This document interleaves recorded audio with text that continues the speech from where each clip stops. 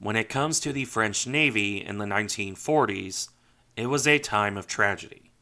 Their ships either attacked by former allies or scuttled in port.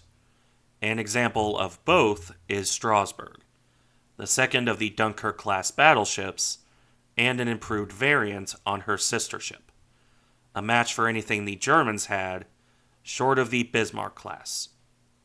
And yet she never got to put her guns to their intended use.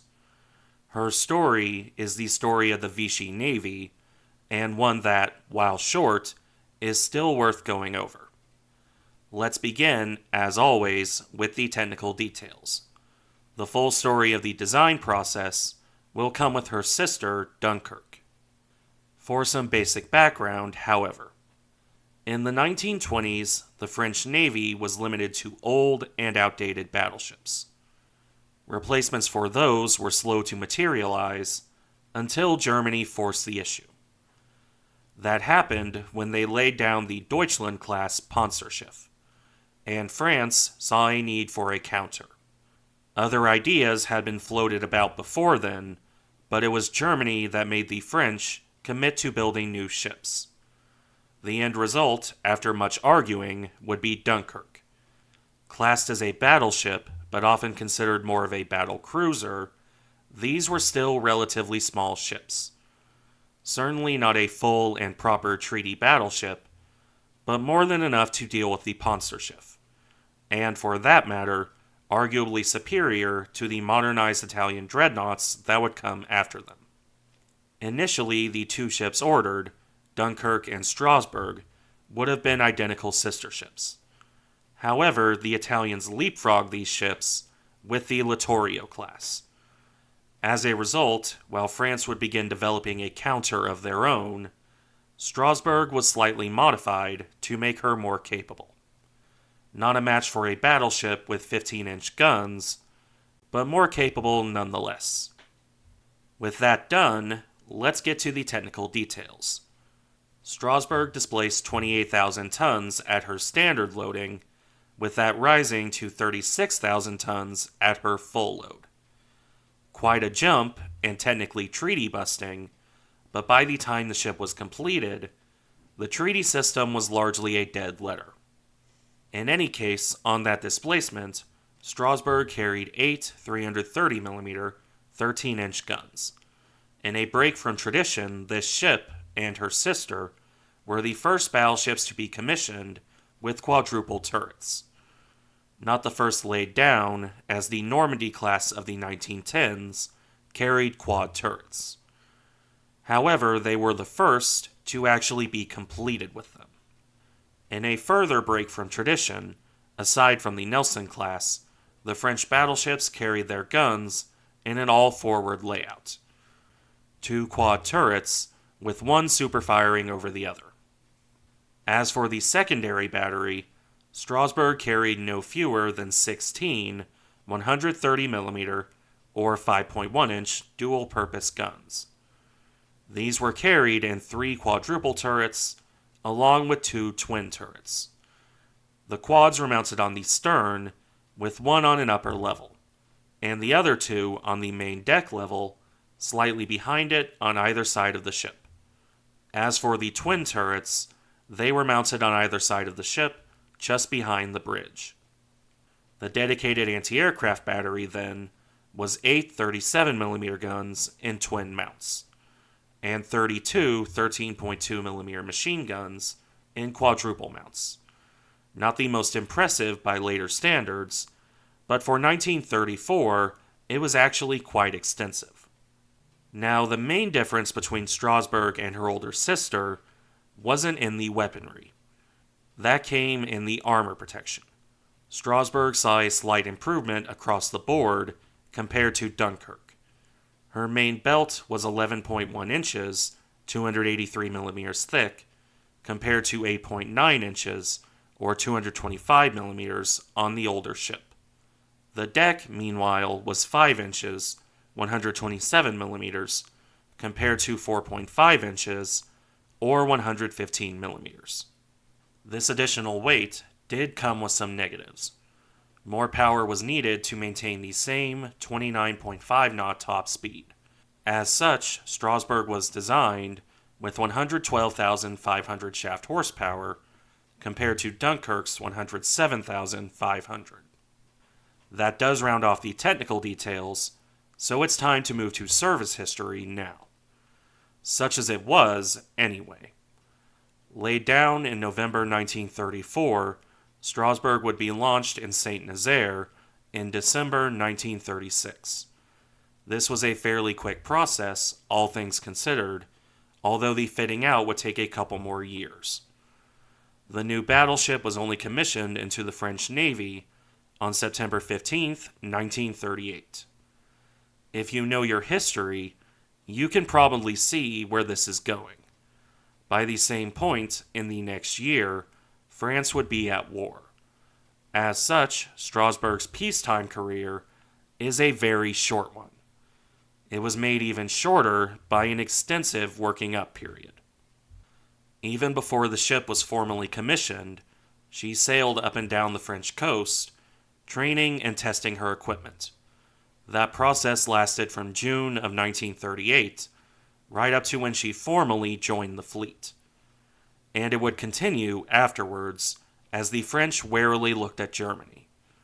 War clouds were growing ever thicker, and it was abundantly apparent that something was going to break. It should be little surprise that the two Dunkirks were kept close to home. The furthest afield they sailed would be a visit to Portugal on May 1st, 1939, as well as some exercises with the Royal Navy and visits to British ports from late May through the end of June. By this point, it was becoming increasingly obvious that these ships would soon be at war. With this in mind, in August of 1939, the British and French navies worked out a division of labor. The results would be the formation of the Force de Raid, which I probably butchered, but I digress. This force, formed around the Dunkirk sisters, would cover the French coast down to the West African colonies, while the Royal Navy would basically do as their fathers had done in blockading the North Sea. With the fast battleships and modern cruisers and destroyers, this French task group was more than capable of handling German raiders. The Scharnhorst twins could have presented more of an issue, although even then Dunkirk and Strasbourg were a close match. Arguably better in some ways, depending on who you ask. As it would turn out, there was never the chance to put that to the test. While the French squadron patrolled off Brest on the outbreak of war, they failed to catch anything. Not terribly surprising when ships like Graf Spee were already at sea. With German raiders menacing shipping and a lack of fast modern warships to counter them, the short-lived raiding force was split up. Dunkirk and Strasbourg ended up in two distinct groups. For her part, Strasbourg ended up in Dakar, serving alongside HMS Hermes, along with a couple French cruisers. She arrived in West Africa on October 14th and was soon sent out to patrol the Central Atlantic. Strasbourg would remain on this duty from mid-October through to late November 1939. It would prove about as successful as her earlier patrols.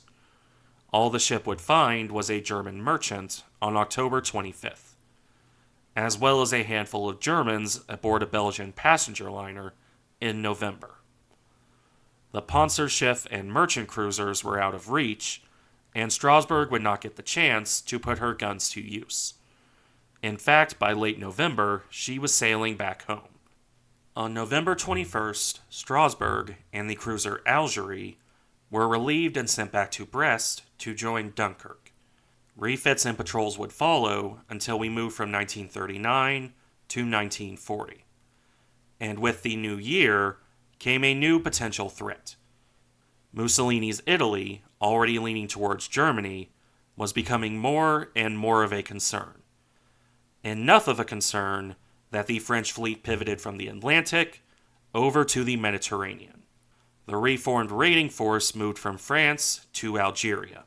specifically to the anchorage at Mers el Kabir, a name that would soon become rather more infamous. The Dunkirk sisters arrived there on April 5, 1940. A short-lived return to France followed on April 9th because of the German invasion of Norway. However, the French government, in contrast to the British, remained far more concerned about the Regia Marina. By the end of the month, April 27th, the battleships were back in Algeria. There they would remain until Italy declared war on the Allies on June 10th, 1940. By this time, however, France was quickly losing the war. Italy had only jumped in, after all, to earn a place at the table. Strasbourg would only see one more patrol on the Allied side of the war. This came on June 12th and would see no action. 10 days later, France had surrendered, and the status of the French fleet became a giant question mark. It would be this question mark that led to one of the more unfortunate incidents of the war. A giant mess of egos, ultimatums, and misunderstandings that really deserves a video of its own. For the purposes of this video, I will simply cover Strasbourg's role in the attack on Mers el Kabir. When the British opened fire on the French fleet at around 6 p.m. on July 3, 1940, Strasbourg was unable to fire back. The one notable downside to her turret arrangement was a lack of guns on the stern, or at least any main battery guns. Moored with her stern facing the sea, the battleship was functionally helpless. Nonetheless, the French were quick to react. Strasbourg was the first large warship to get underway, turning around and following destroyers out of the harbor. During this process, the British continued to fire on the French fleet, including Strasbourg.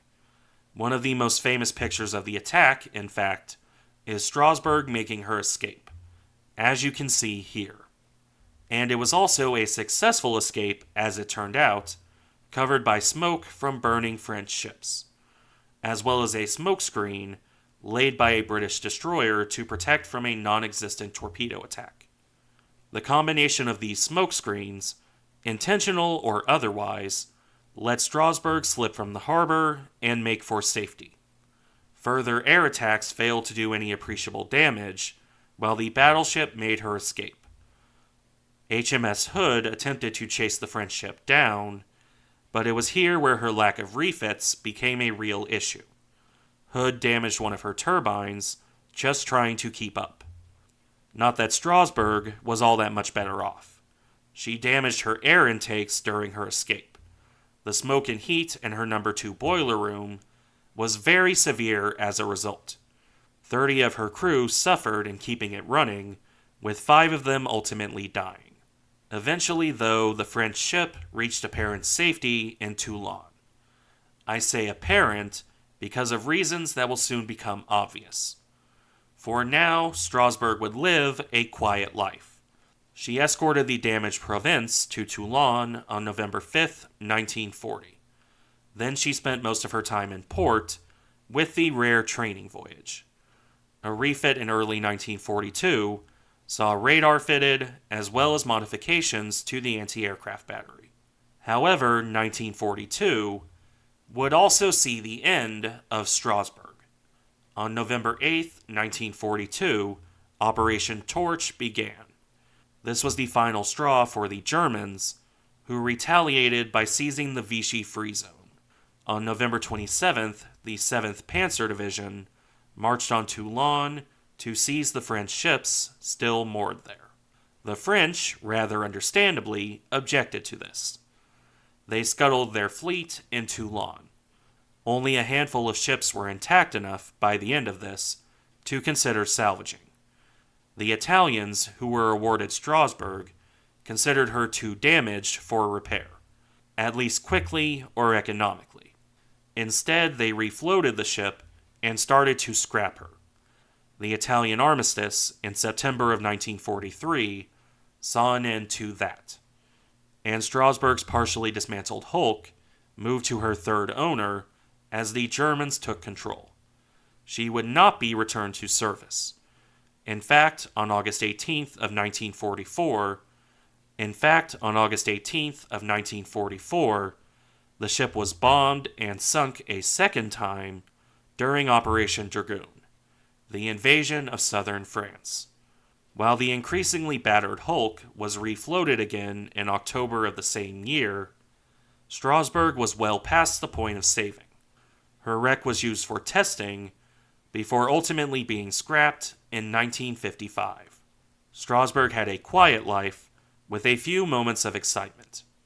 It's a shame she never got the chance to show what she could really do. Thank you for watching. Remember to like, comment, and subscribe if you enjoy the content, and I'll see you in the next one.